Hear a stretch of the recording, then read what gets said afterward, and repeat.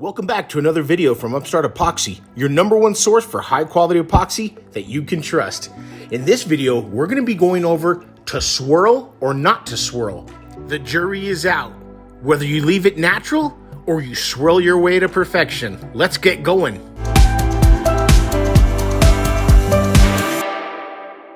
So I get asked a lot, how do you make those swirls? How do you get your swirls to stay? At what point should I swirl my project? Well, we're gonna cover that today, folks.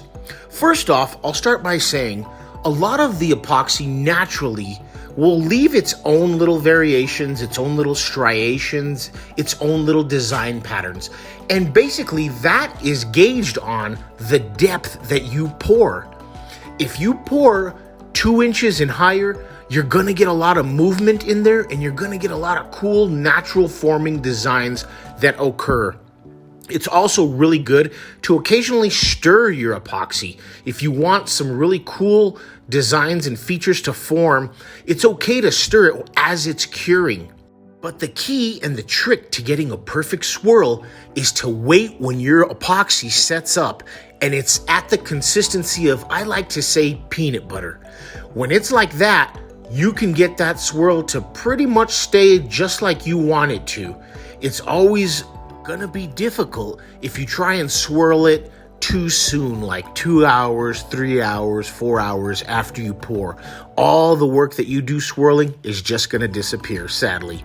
So I like to tell people, wait till it's almost ready to cure. When that starts to solidify, and like I said, the texture is like that of peanut butter, that's your best time to swirl, folks. If you do it any earlier, you're just gonna lose it, like I said. I found that generally, if the temperature in the room is anywhere between 70 and 80 degrees, the best time to achieve this is usually within a 10 to 12 hour time span.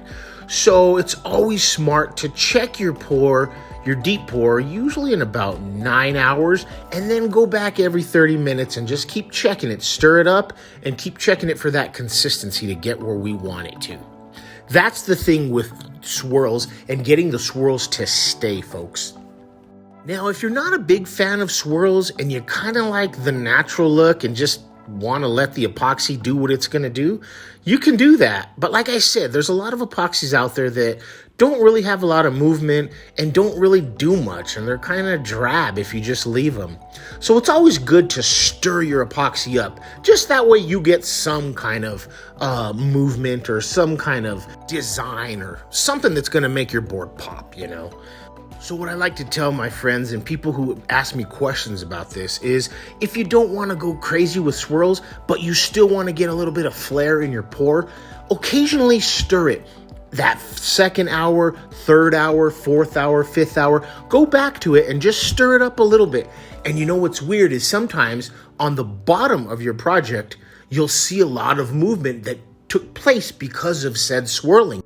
Now, you're not going to get any crazy striations or any crazy swirls, but you will notice the difference as opposed to just leaving it and letting it cure on its own and risking that it comes out in just like a solid color. I mean, that's really the point of these metallic pigments that we use, right? Is to see some kind of shift, some kind of shade shift, you know? So that's really the purpose of wanting to swirl, or at least just wanting some kind of design in your pour. So we want to know what you guys think. Let us know in the comments below, to swirl or not to swirl. Why don't you show us some examples of what you guys have done? We're dying to see it all. Once again, folks, this has been Steve with Upstart, and we'll see you next time.